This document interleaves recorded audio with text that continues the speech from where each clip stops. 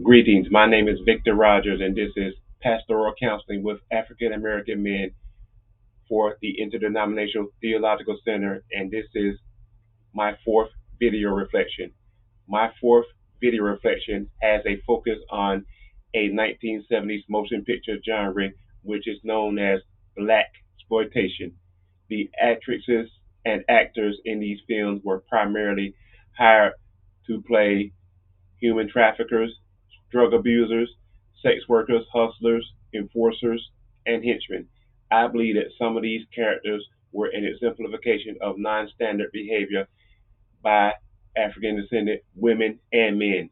Also, I would like to say that African descended actresses and actors chose these roles because of marginalization. Non black directors, such as Francis Ford Coppola, who was known for the Godfather trilogy, would not hire black people to play significant roles.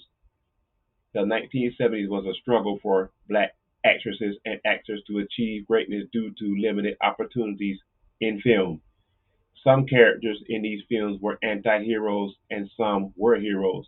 These films did not create a pedagogical platform or present visions or morality. An example of a blaxploitation anti-hero is the late Ron O'Neal as Youngblood Priest. An example of a hero in blaxploitation is Richard Roundtree as Private Detective John Shaft. In my opinion, some present filmmakers have not done very much to avoid presenting blacks in film in a positive light. In later years, some of the blaxploitation actors transitioned to play more conservative roles. There was a repetitiveness of black films in the 1970s with a depiction of ghetto life. First, I will speak briefly about the supportive aspect of black males in film, blaxploitation films. Not all of the main characters were unsavory people. Some characters were stand-up guys who were in favor of community preservation. People need to oppose injustices in their environment. For example, three black businessmen joined forces to stop Caucasian insurrectionists in Three the Hard Way. Secondly, I will speak briefly about why blaxploitation films refute the literal and figurative masculinity of black men. Some of the male characters in blaxploitation films were bad for the community.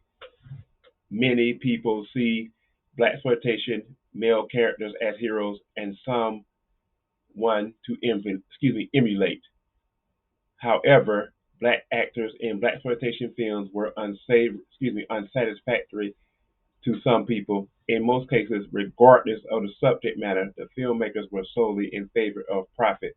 Also, it was a thrill for Caucasian filmmakers to see black males exhibit immoral behavior.